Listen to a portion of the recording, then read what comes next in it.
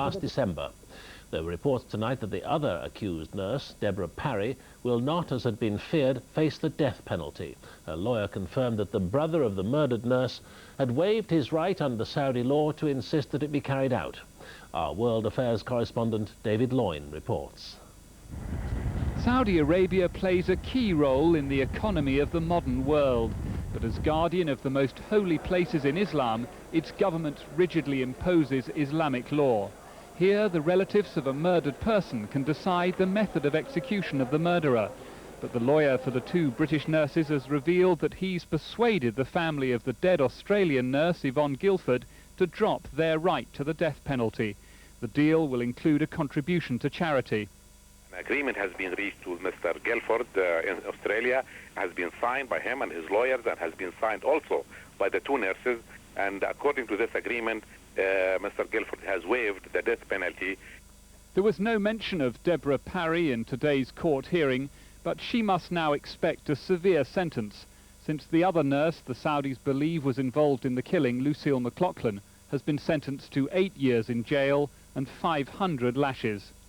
Lucy's a strong-willed person, and more so when she's right. You know, when she knows she's innocent, and that'll keep her going. The families of the two Britons say their confessions were extracted under duress and they never received a fair trial. Lucille McLaughlin's father has challenged the government to act. They are on record as saying, when they came to power in May, that human rights was to be top of their agenda. Now, these two nurses' human rights have been quite clearly violated by the Saudi police and the Saudi authorities. And I want to know what the Prime Minister and the Foreign Secretary are going to do about it. The new broom at the Foreign Office in May set a new tone in Britain's dealings with the world. This is the first real test for a Labour government committed to an ethical as well as an economic dimension in foreign affairs. The Foreign Secretary is in New York. We are deeply concerned by today's news, and we find particularly disturbing, quite unacceptable, the sentence of 500 lashes.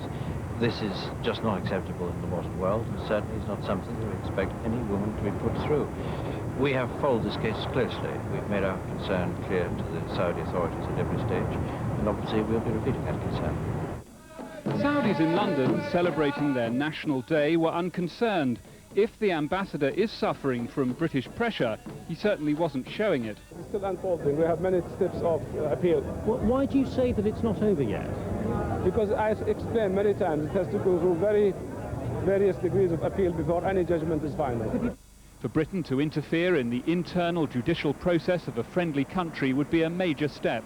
But Labour now have to strike a balance, trying to protect Britain's arms industry while projecting a humanitarian front in foreign policy. David Loyne, BBC News. The Ulster Unionists at